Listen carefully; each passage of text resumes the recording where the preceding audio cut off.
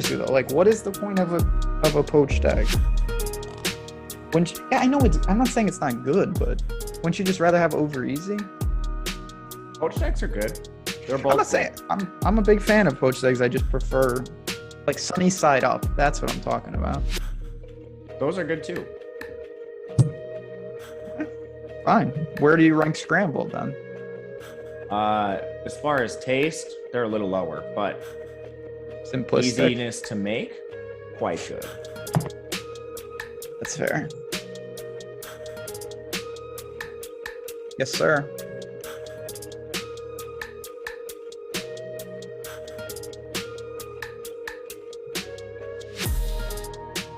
All right, it is officially that time. We've been waiting all year to say this. It is the College Football National Championship live before lock. We've got the game that I think most of us expected, and certainly if you're a college football fan, that you probably wanted. We got Georgia, we got Bama, we've got the rematch, and we've got everything you need to know from a DFS to betting breakdown. To do that, of course, I'm joined as I always am by Matt Gajewski, ready to tackle this game. We've talked about it a little today, Matt, but tonight, we're going to get into all of it. We're going to talk about our lineups. We got about an hour. How do you feel heading in with the clock ticking? Feeling pretty good. Just really excited for the game. It's a bittersweet moment for me. I feel like we can both say this. We are doing these futures breakdowns way back in the summer for each of the conferences. So it's kind of hard to believe we've come this far, but I'm just really excited for the game. And if it plays to the spread, which I expect it to, we should get a really good one here. We should. Again, these are the two best teams. It's a competitive spread. It's a rematch.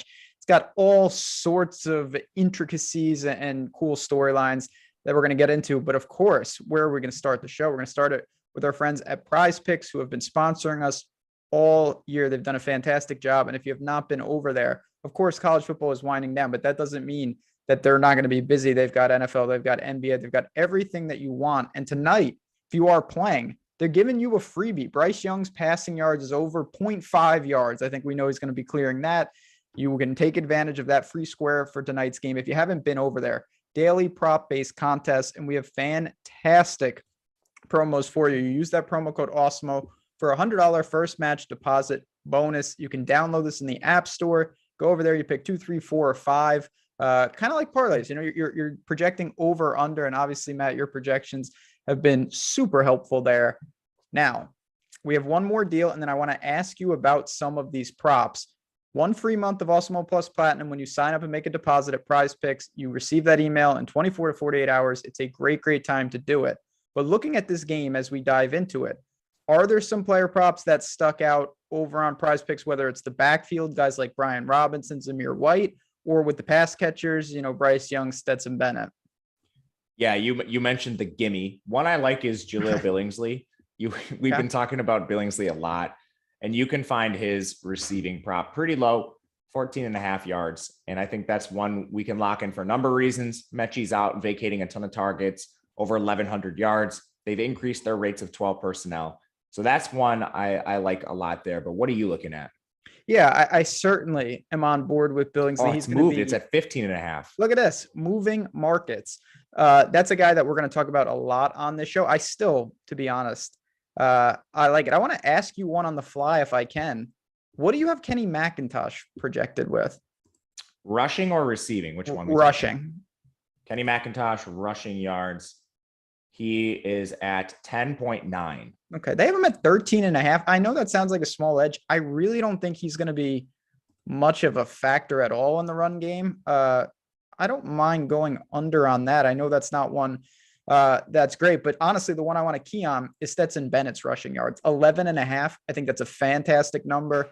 Guy doesn't take sacks. He's mobile. He's a lot faster than you would think. Wasn't a big factor on the ground against Bama the first time, and he still landed on 11, so he lost by the hook. I would be pretty surprised if he can't clear 11.5 tonight. I think that's a very generous line. I agree with you. We talked about Bennett a lot. He's a guy that doesn't take a lot of sacks, only took 9 the entire year. He's at 283 yards cumulatively, and he's been over this mark in 8 games this year. So it's one I think we can lock in with some confidence. There's some good ones. And again, we'll be talking about them throughout the show. It's on the screen. Our man Mike behind the glass put it up. 1 free month of Awesemo Plus Platinum when you sign up, deposit, and play at PrizePicks. All right. We're going to start with the boys, the Tide, Alabama. They are slight dog, plus 2.5, plus 3. It's been bouncing around a little bit. They got here by doing, they've been in must-win mode a little longer. They survived Auburn. They go to the SEC championship against this invincible Georgia team, and they absolutely handle them somewhat with ease. It's debatable on how close it was, but clearly it wasn't that close. They looked fantastic. Then they play Cincinnati. They kind of just outclassed them. They ran it down their throat. I didn't think they showed much. So while we dive in, what were your general thoughts on that in the semifinals? Did you think they just leaned on Robinson, or did you see anything that was surprising or different? No, I think they took the air out of the ball somewhat predictively. Yeah. The toughest matchup in that game was going up against those corners. And their Cincinnati's run defense was weaker. It was the clear matchup to exploit. And that was the toughest team Cincinnati played all year. So I think predictably they were able to run it just right down there, take the air out of the ball, kill the clock. But that's not the approach we've seen them take every game. And even against Georgia, the first time they played, they attacked downfield a lot. You saw Jameson Williams running free a little bit. And I think we have some good schemers, obviously Saban. And with that, I think we could see a different game plan than what we saw against Cincinnati here. But overall, I'm not 100% sure. I would expect a little bit of what we saw the first time. Yes, we have seen this before. Certainly against Cincinnati, they were able to do things that I mean, you never know, but I do not think they're going to have even remote success running the ball. Certainly to that degree, that's not happening. You can't run on Georgia, but we will see. We will see what Brian Robinson and co can do. Let's get into the personnel. We have to start with the Heisman Trophy winner, Bryce Young. Guys, unbelievable. 46 touchdowns, 5 picks on the year. Played a clean game against Georgia just a couple games ago. 3 touchdowns, no picks. He threw the ball 44 times. He absolutely gashed them. 421 yards through the air. Guys were running wide open. I don't really understand that. He also contributed, and this is one of the things I want to ask you about. He had 40 yards rushing, which is somewhat of an outlier when you look at his body of work this year. So Bryce Young, clearly a great play, but let's start to get into it now. What's the price tag look like? What's the captaincy, relevant equity? How do you break down, obviously, a key part of this game? Yeah, he's real expensive. So he's the most expensive captain on the entire board, but it's a pretty narrow margin between himself, Jameson Williams, and Stetson Bennett. So I don't think there's going to be too much ownership going his way relative to, having Williams there. I think Stetson is going to be the least owned of the 3, but ultimately there's not that one, like if we want to sort of liken this to NFL, you don't have like a Lamar Jackson type player on this slate who's just priced way above everybody else. There's the 3 elite players, and then you go down from there. And I think that kind of helps when we're talking about ownership. But Bryce Young, we know his role. He's averaging 321 pass yards per game on 35 attempts. This Alabama team is super friendly for quarterbacks. They run a ton of plays, 77.2. It's one of the fastest marks in the country. And they're already passing well above average, 52.5% pass rate. And when they've been in competitive games, we've seen that spike. And we saw that spike against Georgia in the first one. They passed nearly 75% of the time. All that is friendly for Young. As far as the rushing, I do view the 40-yard game sort of as an anomaly. You can isolate the designed runs versus the scrambles. And in that game against Georgia, Bryce Young only had 1 designed run. It's just not something they do a lot in their offense. He's mobile. He was recruited as a dual threat, but when he does run, it's typically coming from scrambles. So I think it's a little more volatile than even Stetson Bennett on the other side in the run game. That's going to be a key thing because, again, if he starts doing that, obviously we know the floor is really good, but he is very, very expensive. I assume that he's going to be extremely popular tonight, and you're okay with that. Still got to be a core piece of lineups, particularly if you're playing cash on Showdown, as I know you would. I'm playing cash for sure. Of course. I got way more cash action today than I've ever gotten on a main slate, but I think Bryce Young is certainly live for the captain spot. This does depend a little bit on your platform. If you go to a place like FanDuel, he's actually far more expensive. It's kind of the opposite of DraftKings where we have the 3 expensive guys. He's a little more expensive over there, but I still think he's a viable captain. It's kind of between him and Jameson Williams for the captain slot for me. And it's a razor thin margin. I think you get more safety with Bryce Young. So let's talk about that. And again, we're going to spend some time on captain later in the show as well. But so just let's back up for people, because there's a lot of people I have a feeling joining us. Maybe you've been doing other things during the year and you haven't seen these teams a ton. So it's worth pointing out that John Mechie, who's an all-world receiver, went down in the previous game against Georgia. He's not there. So Jameson Williams comes over. Obviously, he was already, a very, very active receiver on this team. Does that solidify it for him, or is this someone that you obviously would have been getting to regardless? And the fact that Mechie's not there will affect the other guys in terms of the pass catchers. I think you definitely won't see like too much of a role change, and there's nowhere for the snaps to go. He's already playing almost every snap. So that can't increase, but what can is his target share. And we've seen signs of this in the past where Alabama, I think they pretty much view Mechie and Jameson Williams as the top two receivers on their team without question. They have very similar target shares. Jameson was used a little differently. He was more of the downfield threat, whereas Mechie was underneath. But we had a sample where Jameson Williams got a targeting. And in that game, John Mechie was targeted 22 times. That was their third most recent game. Since then, they played Georgia, Mechie got hurt, and then they played Cincinnati, who they didn't have to really throw against. So I think it's in the range of outcomes that you have one of these pepperings where Jameson Williams could get into double-digit targets and maybe even close to 15 if this game plays to the spread, which 3-point spread, Bama is the underdog. They should be throwing the ball a little bit more than they have this year. There's just massive upside for Jameson Williams, a guy that already had over 100 targets this year. He's at nearly 1,500 yards, averaged 107 per game. It's going to be really hard to take him away. Just for context, I'll go to PrizePicks for the reference here. Jameson Williams over under 104.5 receiving yards. The next Bama pass catcher, Ja'Cory Brooks, is at 40.5. So this guy, he's 65 yards clear of everyone. And I assume that you think that's warranted. Yeah, absolutely. They haven't really relied on a secondary receiver outside of Mechie in the two games where he got injured and then the game without him. Again, they didn't really need to throw a lot against Cincinnati. So maybe we see that, but it's just a little more uncertain. With Jameson Williams, you know exactly what you're getting.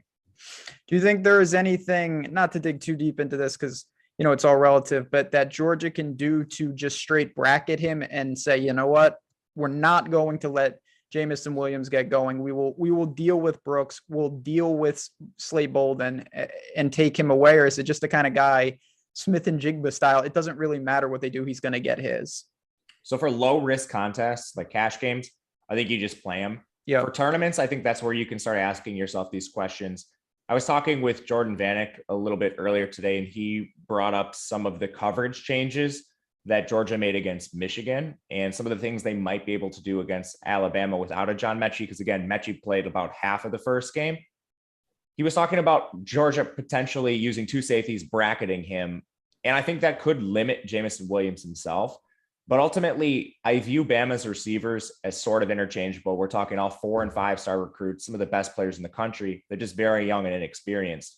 But we saw this if you want to parallel to this, like Ohio State versus Utah, those same kind of receivers stepped up for enormous games. Marvin Harrison had 3 touchdowns. Again, Utah is not the same caliber as Georgia.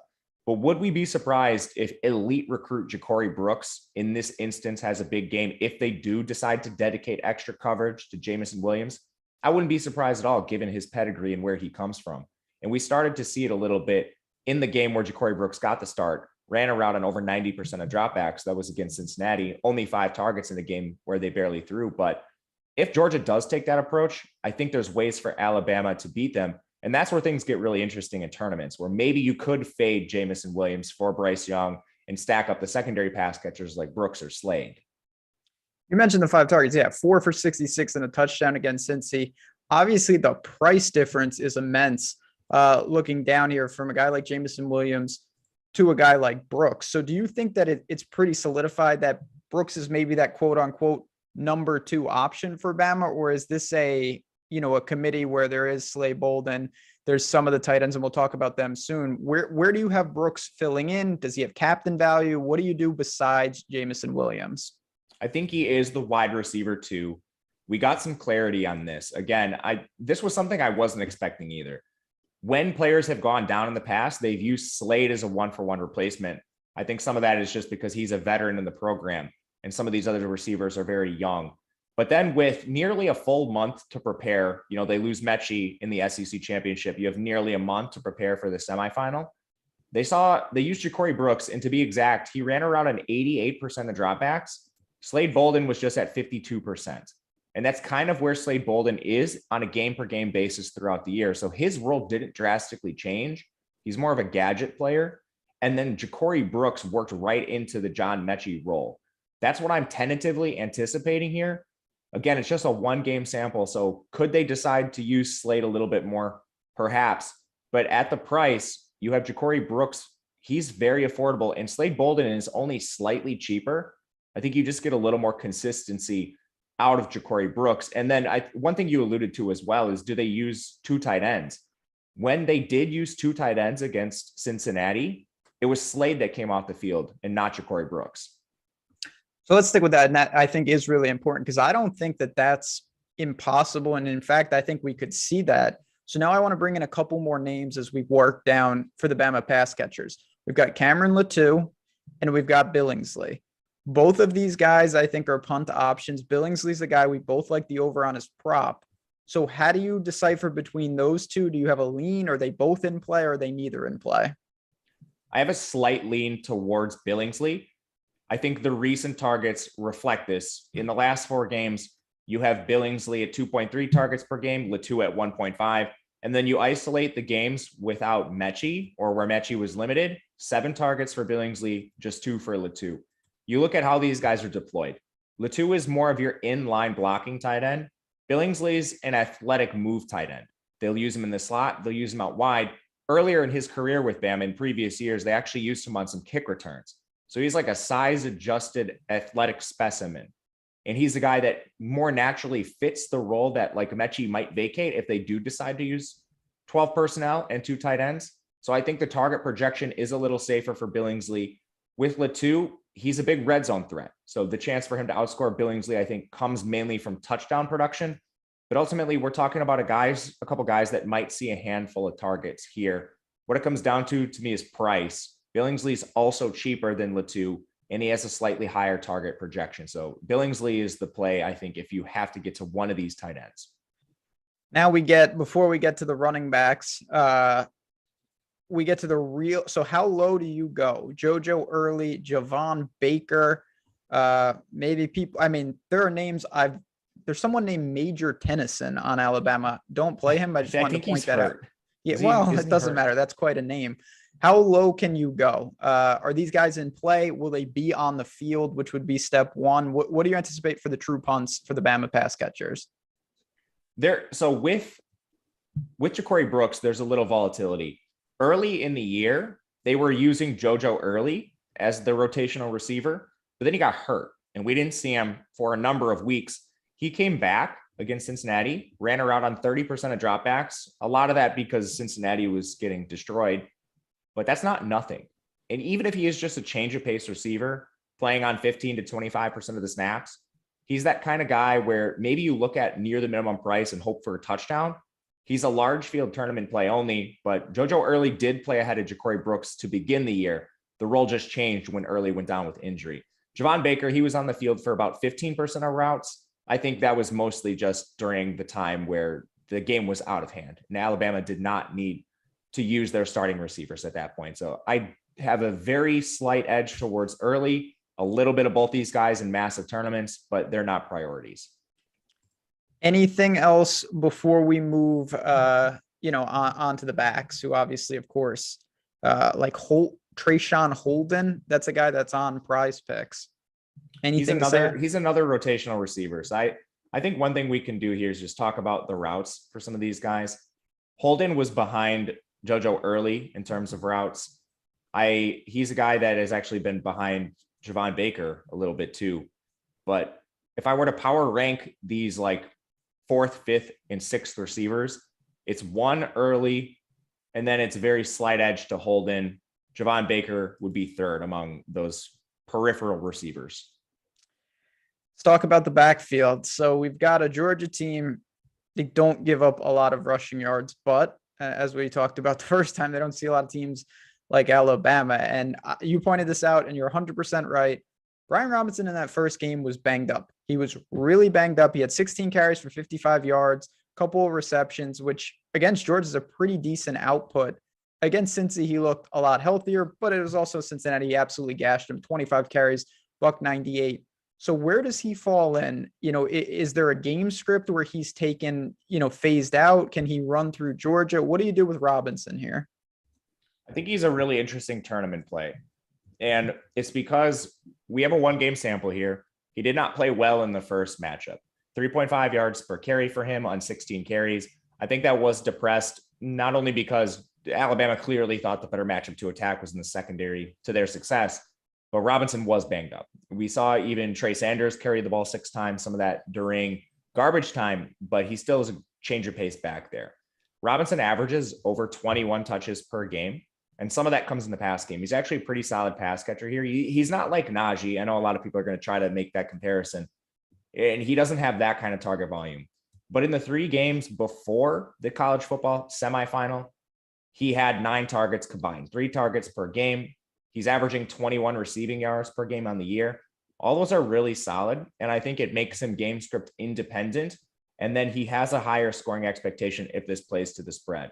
Again, Alabama is a team that is going to pass the ball around 51% of the time on average. Against Georgia, that was way up in the first meeting. I wonder what it looks like here, but 16 carries, what we saw in the first game, kind of seems like the floor to me. How do you view Robinson? So I definitely view him in the sense that there's 2 completely opposing narratives. The first one is I truly don't believe that you can run against Georgia for any sustained success. I would be stunned if efficiency wise he gets there. But the second part of it is that, as you pointed out, this is a guy that could get there on a volume situation where he has north of 20 carries, a handful of targets. And even though they're not ultimately successful in possibly a low scoring game, a grinded out game, his raw points are still pertinent. Now, if Georgia drubs them, I think he could be phased out, but you said this to me this morning, and you're right. There's also the chance that Alabama just smokes Georgia, and his workload, instead of Bryce Young throwing the ball 75% of the time, Bryce Young is phased down and he's throwing the ball like 45% of the time, and Robinson just goes absolutely nuts. So you're building to different narratives. I think he's totally in play. Obviously, as a Georgia backer, I lean more towards that he's not going to have a great game, but I don't think you can simply say, oh, no one can run against Georgia, don't use the running backs, if that makes sense. For sure. So I think you can also kind of lump him into the Bryce Young, Stetson Bennett, Jameson Williams category. He's not 1,500 in the captain slot on DraftKings, but he's not too far below them too. So if you want to lump all 4 of these players together, it's really hard to play all 4. I think the guy that has the most risk of this group is Brian Robinson. I also think he's going to be the lowest owned. And there are game scripts where he could be your optimal captain. There are probably game scripts where Alabama's really far ahead. Maybe he's inefficient on the ground, but he's the guy that scores the touchdowns. I think a lot of people forget that that's also in the range of outcomes. He could have 16 carries, 3.5 yards per carry, but if he punches in 2 touchdowns and it plays to the 52.5 point total, which isn't that high, Robinson still very well could be the optimal captain in a game where he's not efficient. So because I expect him to be the most contrarian, I am playing some of him in the captain, but I even see it in the chat right now with some people talking about fading Robinson. I think if you're playing cash games, he's the riskiest of the Bryce Young, Stetson Bennett, Jameson Williams, and himself in that grouping. Well said. Now, I want to follow up on that. Just where does that leave Trey Sanders? So we should probably just talk about the value plays. Maybe after we break down Georgia, we could do like all the value plays in a segment, because none of them are very attractive. You have to decide between like I don't want to say they're not attractive plays, but you get what I'm saying. They're volatile. None of them have good volume. And it's kind of like you're playing either Trey Sanders, Billingsley, Latu, one of the cheap Georgia backs, and none of them you feel really good about. But Trey Sanders does play a change of pace role for this team. His role in the offense fluctuates wildly depending on game script. Their 4th most recent game, the game Brian Robinson got banged up, he was out carried 27-1. And then against Cincinnati, he has 14 carries when Alabama's playing with a massive lead. So you can kind of see how his workload ebbs and flows depending on how Alabama's playing in the game themselves. Makes him risky, but if he does end up in a positive game script where Alabama's winning by a score or 2, you could see him between 5 to 10 carries. And at his price, that's certainly going to put him over the edge compared to the other guys in the range. But again, just a lot of risk there. A couple good questions, and then we can move to the kickers and move to the dogs. If you're creating an Alabama just like onslaught, a 5-1, who do you think would be a preferred Bulldog on the other side? All right. If you're playing a 5-1, so I'm guessing you're going to have at least two of the expensive guys. If you run 3 and you're looking for a really cheap Georgia player, I like Adonai Mitchell. And then you're probably looking at one of the cheap backs, fine with Kenny McIntosh, he's a pass catcher, or Kendall Milton. If you're leaving out Robinson or Williams or something like that, and you can get a more expensive Georgia player, I would try to get Brock Bowers. If you can't quite get up to him, Zamir White, I think, is okay. Yeah, it would be Mitchell for me. I think he makes a lot of sense in that form, and he's more reasonably priced. Bowers would be great. I don't think it's feasible because if it's an onslaught, I think Jameson Williams is going crazy. Is having both QBs a must on a single entry? No, definitely not. And part of the reason is you have a very concentrated opportunity share with Alabama. So Williams is going to have a huge role. If Bryce Young throws, let's just play hypothetical. Bryce Young throws 250 yards, 2 scores. Jameson Williams catches them both. One, the touchdowns that Williams catches are worth more than the touchdowns that Bryce Young throws. And then Jameson Williams gets an extra point for every single one of those catches. So there is a chance that if the production is funneled through one guy and you have concentrated touchdowns, which is more likely on the Alabama side, one of them could outscore Bryce Young. And the same thing goes with Robinson. We already broke that down. If Robinson falls in the end zone twice, that's obviously going to take away from Young and Williams. I think that's more likely with Alabama because their opportunity share is more condensed, whereas Georgia uses a plethora of players at each position. Last thing for Bama, and we'll circle back if we have to. What do you do with their kicker? He's completely fine. We actually have good kickers in this game. Sometimes in college football, you run the risk of these guys just being horrific, but both these kickers are pretty good. I think you just play them where it makes sense. I would agree. I will say though, this isn't the NFL. It's not like when it's 55, you're praying. You're not like going to get a snack because you know they're going to make it. It gets a little dicey. These guys are good kickers though. I have to give them credit. Yeah, we saw some bad kickers in bowl games. Luckily, we do not have that. Some bad kickers out there. All right, here we go. We're going to the Georgia side. Before I do, I just want to say, of course, quickly, I've said this a lot this year, but it doesn't make it any less true. It's been an awesome run. I have enjoyed this college football season so much with you guys, building up this show.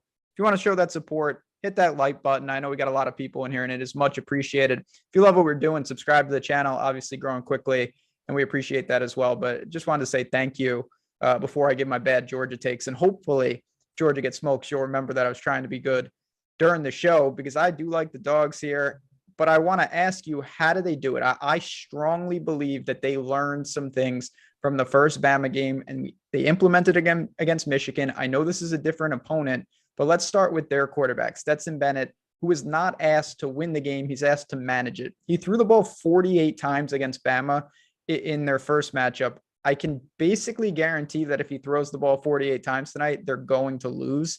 That is not what they want to do. It's just not how Georgia plays. But what do you do with Stetson Bennett? He's a little more mobile. How do you view him as a captain? How do you view him in general? He's just a little more volatile. Stetson had a great year. He was super efficient, coming against slightly weaker competition in the SEC East compared to what Alabama faced in the West. But you mentioned the mobility. That's great. It gives you a floor for DFS purposes.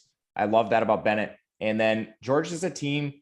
Out of all the teams we've discussed this year, I don't think any team took the air out of the ball more when they were ahead. Their run rate, 42%, that spiked drastically in their last 2 games. It was well above 50%. Their pass rate was well above 50% against Bama. Of course, some of the negative game script contributed to that. But then they also averaged 64 plays per game. They were way above that, both against Michigan and Alabama. And if you look through the regular season, they had 0 games with a margin of victory under 10. They won every game by double digits outside of the game they lost to Alabama. So they could take their foot off the gas. Playing to this spread suggests to me that there could be a little bit of hidden value with Bennett. He's hard to project because of what Georgia's offense did this year, taking their foot off the gas multiple times. And Bennett's now been above 300 yards passing in each of their 2 most recent games. So I think there is the chance that Georgia throws the ball a little bit more, and Bennett might just be underprojected from a volume perspective. He was actually somewhat efficient too. What really hurt Bennett in the first game against Alabama was when he got pressured. He only completed 1 of 10 passes for 11 yards through the interceptions, one of them being a pick 6. And some of those plays were just complete game-changing plays in the overall landscape of that game. If Bennett can kind of mitigate some of those issues. And I think Georgia did do a lot of that against Michigan, where instead of pushing the ball downfield with him, they used Bowers, they used James Cook outside in creative ways, and they took the yards that were given to them rather than trying to hit a home run. That really benefited their offense. And that's the path, I think, to beating Alabama, especially if the game is competitive. Couldn't agree more. They negated the pass rush by these quick screens to Bowers, to Cook. And then they took their shots. They just picked them better. I don't know why against Alabama. It seemed like they were taking their shots earlier. I thought they called a much better game against Michigan. They got some guys involved. So we've got Stetson Bennett, certainly going to be a guy that's very popular. And again, you can play him if you can afford him. Talk to me about Brock Bowers, though. Obviously, Chad has mentioned him a ton already. He's unbelievable. Guy's a future superstar. Where does he fall in? I like him at captain. If you're building to that, I think you can do it. It can change some things up. But like opportunity cost wise, you obviously can't get him, Jamison Williams, and the quarterbacks most likely. So what do you do in that situation? Yeah, it's tough. Bowers is awesome. I think he's somewhat cash viable. Right now, he's in my cash lineup. If this game plays to the spread, he should just have way more target volume than we saw in the year. In the first matchup against Alabama, he had 15 targets, and there have been few and far games in between where he's even reached 5. A lot of that just with Georgia not playing. They're not like showing anything on offense. So Bowers, I think, has a ceiling in this game that we haven't quite seen. He's the only receiver on Georgia that's on the field for even close to every single play. All that's positive for him, but you still have a 19% target share on the year, which is a risk with Bowers. He is a little bit cheaper than the tier that's Bryce Young, Stetson, Brian Robinson, and Jamison Williams. So there's not really an issue getting to him. You just have to forego one of those players. It's kind of a roster construction thing for me. In tournaments, I think he's an awesome play because I'm expecting more ownership on the Alabama side, basically across the board. That's a long way of saying I think Bowers is awesome. Yeah, he's a fantastic player. He's kind of in no man's land price. Like he's not in the elite price, but at the same time, he's certainly not cheap. I think you can and should make room for him in some builds. After that, though, and you've said this a lot on these shows, a nasty rotation for Georgia in terms of so many wide receivers. So try to break this down. Where do we go from there? So I think the top 2 guys are Jermaine Burton and Adonai Mitchell. When you look at this from a route perspective, they're the players that are on the field the most. Targets ebb and flow a lot in this receiving room because you're going to see 5, 6 guys on the field. But Adonai Mitchell and Jermaine Burton, 53% of the routes in the last game. And it's not just that. You can go back over a larger sample. They're the only 2 receivers that, other than Bowers, that have been above 50% of the routes in any of the last 3 games. That's any receiver at any point. Each of them have done it in all 3. So to me, I think they're the wide receiver 1, the wide receiver 2, if we view Bowers as the pure tight end. And that gives them some security. Mitchell in particular is really cheap. So I think he fits a lot more builds than Jermaine Burton, but I absolutely have no issues. Jermaine Burton should be very contrarian today. There's a lot of other players in his price range. And he's somebody you could use if you're stacking Bennett to ease off some of that ownership if you're playing some higher owned guys. But I think those are the top 2. So then what does that do for the home run threat of McConkey? McConkey's hard to evaluate. He saw his role drastically increase due to injuries to this receiver room for Georgia earlier in the year. But since then, he's been banged up himself, and he hasn't eclipsed 32% of the routes in any of the last 5 games. When he's on the field, he has been targeted a lot. Stetson Bennett does seem to have a preference in the past game to targeting him, but his role is just so much less consistent at this point. And I don't really see there being much of a ceiling with him, whereas a guy like Mitchell or Burton could potentially work into more. Since the receivers have gotten healthy, McConkey's role has only dropped, which makes me a little weary of him. And then that leads us to George Pickens, who's just obviously been unable to get on the field much, if at all. Do you expect an expanded role for him or something different tonight? He's $3,200 on DraftKings. Is the price warranted, or is he more of an afterthought? This is the toughest evaluation on the slate, I think. So Pickens tore his ACL in the spring game, was healthy enough to play in their 3rd most recent game, 14% of routes against Georgia, 21% of route, against Alabama, 21% of routes. And then he got COVID during the month off before the playoff semifinal. what didn't initially travel with the team, was able to get healthy enough in return. But then again, just 24% of routes. So to me, I was hopeful that that month off would help him get in better shape, condition, and then be able to play more, because I do think the ACL is still limiting him. But getting COVID kind of muddies the waters here. Was his limited snap share a lack of practice time? Was it a lack of conditioning? Or is the ACL still bothering him? I think when everyone's fully healthy, we can all say that George Pickens is the wide receiver one for this team.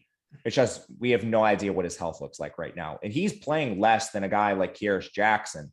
We didn't talk about him with the receiver group, but Kyrus Jackson, he's quietly participated in 38% of routes and 41% of routes over the last 2 games. That's more than Pickens, and it's actually more than McConkey too.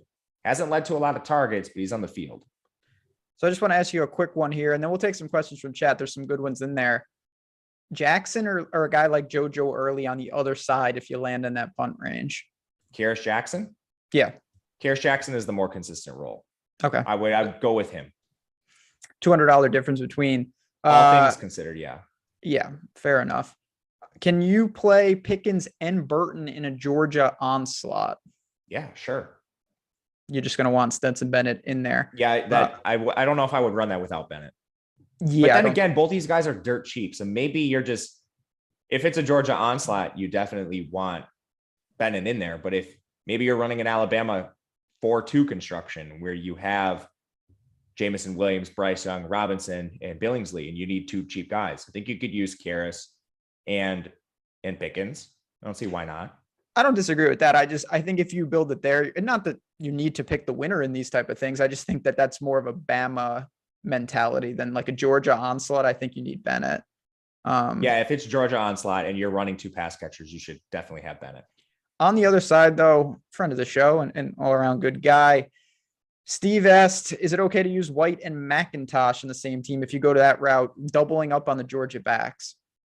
I think so. Most of it coming down to price. Again, the cheap range is really volatile, and the Georgia backs are one spot we can get some value. So I think that's fine. They play different roles too. So the pass catching for like a McIntosh is important.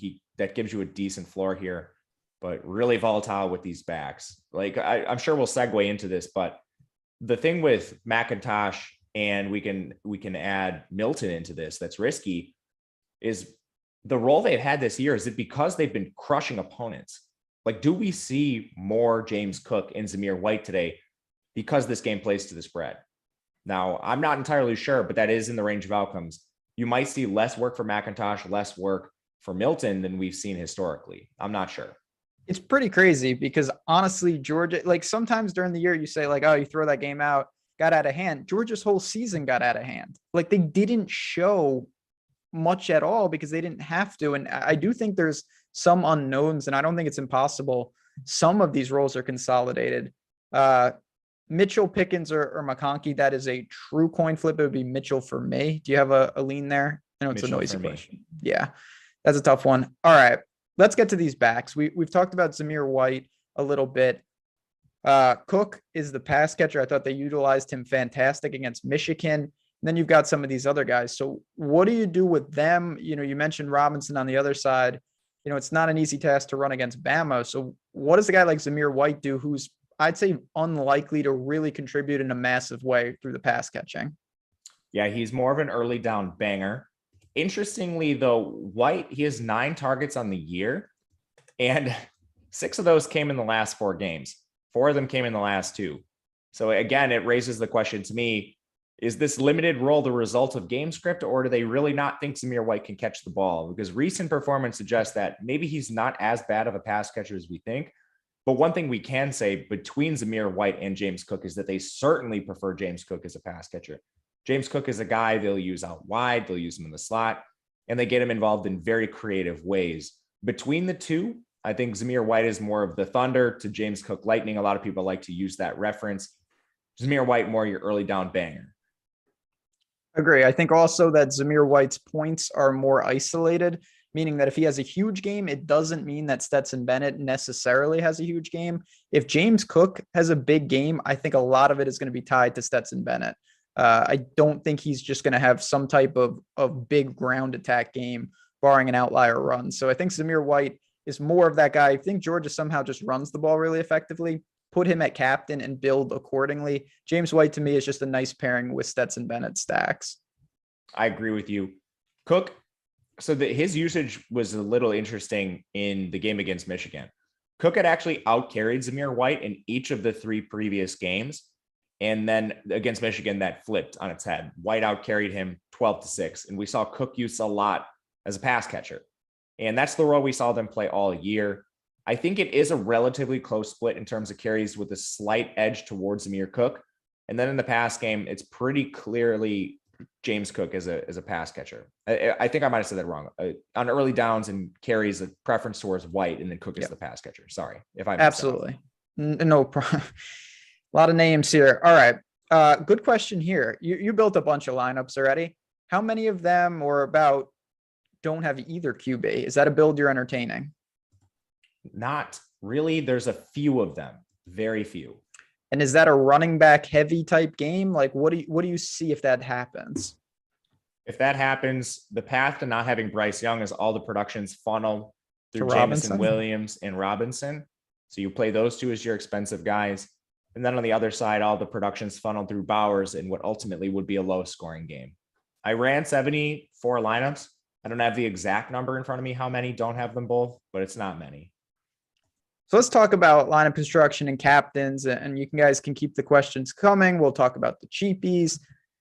Most of the captains that we've talked about, I think, have been, the big time names, the quarterbacks, Bowers, Jameson Williams, Robinson against the grain. Can you go to like Mitchell or Burton or guys like that as captains, or is that just too much? In the large field tournaments, I think you can. You hope for a low scoring game and you hope for a touchdown. And then you hope another player in that price range doesn't score. So like a Billingsley or somebody else. Again, I would prefer Mitchell because of his routes, but it's a really slight preference. Georgia has just been so volatile among their pass catchers all year. Yeah, I mean, obviously you can do that. I think for me, Ja'Cory Brooks is a very interesting captain. Unlike some of the Georgia players, this guy I think is solidified in his role. Different price point. You can do some different things if you get him in there. Zamir White's kind of interesting. I assume we had a question earlier about this. I think this is an easy pass. No kickers at captain for you, correct? No. Yeah, don't do that. I will say Carlson kicked about 10 field goals last night for the Raiders, but that's a one-off. This is college football. It's a little different. Do you have any true punts at captain, like Pickens or Billingsley or guys like that, or are you sticking more to that mid-range? Little bit of Billingsley, but not much. No Pickens. No Pickens. No Major Tennyson. Major Tennyson. Now let's open it up here. There's about 100 guys and 99 of them got to be useless. Do you have anyone in the player pool that's at the Stone Min, whether it's like Washington for Georgia or anybody else that maybe could step on this field? Washington makes a little sense. Georgia does play 12 personnel a fair amount. You'll see a lot of snaps for Washington. He just doesn't have a strong role in the pass game. You'll see him as an H-back. He's enormous. He's like 6'6", 260, 270. He's pretty athletic, but he's just your inline blocking tight end. He's had exactly 1 target in each of the last 4 games, and he only has 11 targets on the year. He's a guy that broke his foot in the preseason, so he did come on a little slow. You're just hoping that he falls in the end zone, but he's the only guy at the min price I would really look at. John Fitzpatrick is their 3rd tight end. He actually has more targets than Darnell, but a lot of that's just because Darnell started the year injured. We had some, we already talked about this guy, but maybe some people came in late. Cameron Latou, you have as just kind of a punt play you're getting to a little, correct? Exactly. Yeah.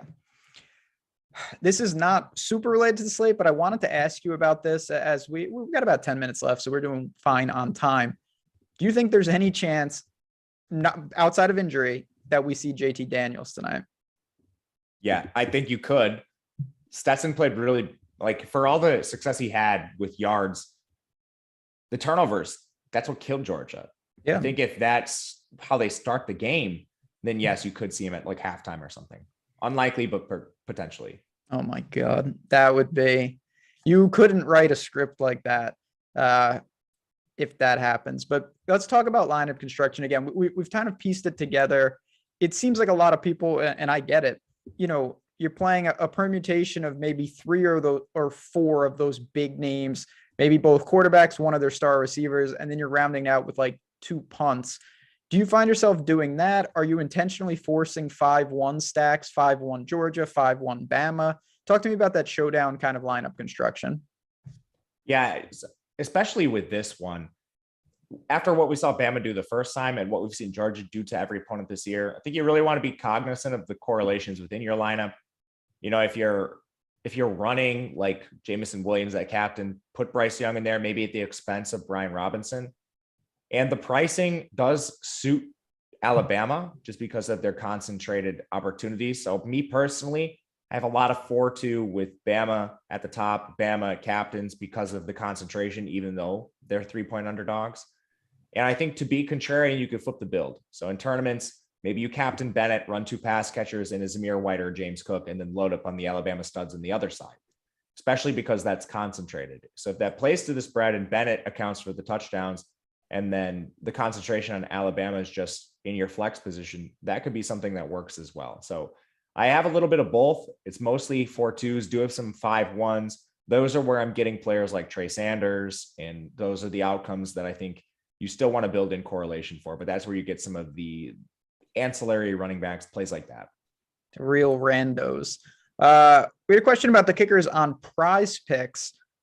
I don't see any value there. You've got Richard at 8.5 for fantasy score. Whatever this guy's Pottles knee, I'm probably butchering that. Apologies to him and his family. It's 7.5. I don't think that's where I'd go for PrizePicks. Do you see something that I'm missing? Do you lean over or under there? I did not look at these at all. So my apologies. No, I mean, they're hidden there. What's the prop? The prop is for fantasy score for the kickers, 8.5 for the Bama kickers, 7.5 for the Georgia kicker. I just don't really like the kickers, and I have absolutely no feel. Well, I did projections, so let me look.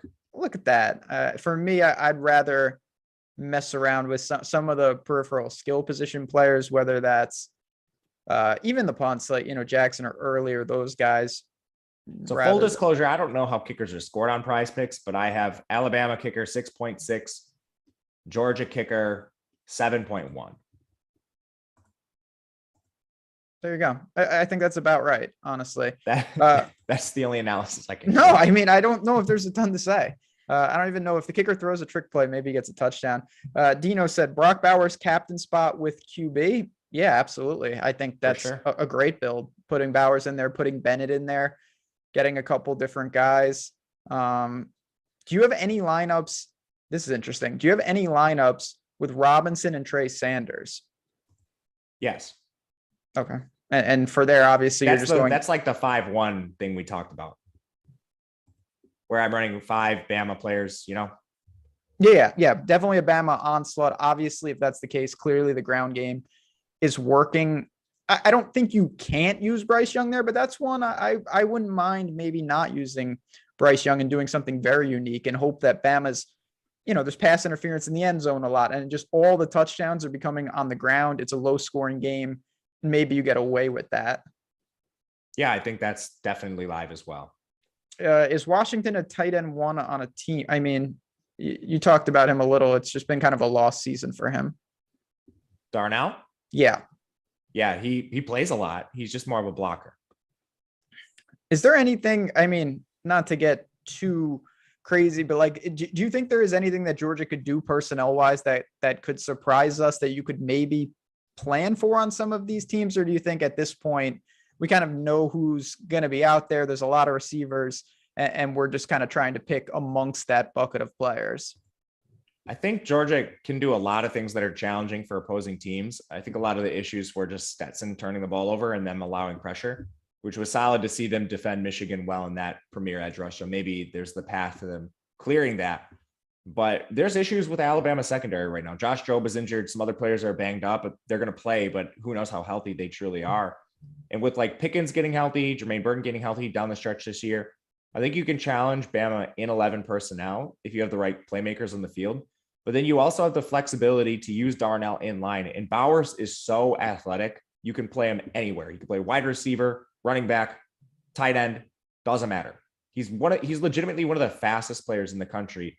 I'm sure you guys have seen like next gen stats for the NFL. There's the college version, and Bowers was clocked over 22 miles an hour on it was a screen or a slant or a screenplay that he ended up taking to the house, but that's elite speed for a player of his size.